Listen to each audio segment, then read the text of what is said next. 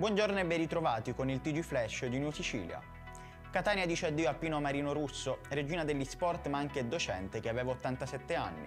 Un pezzo di storia che se ne va, punto di riferimento per molti, che ha dedicato oltre 60 anni all'atletica.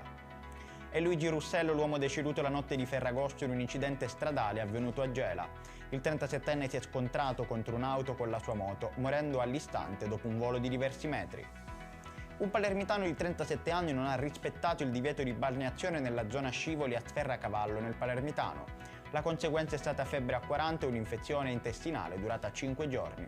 Una lezione certamente imparata dallo stesso. Il Dipartimento regionale della Protezione Civile siciliana ha modificato lo stato operativo relativo all'Etna da attenzione a preallarme. Nonostante ciò, l'aeroporto internazionale di Catania rimane aperto e operativo.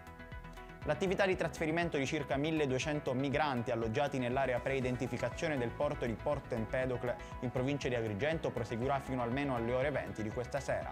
Sono 23 gli autobus forniti dalla locale prefettura.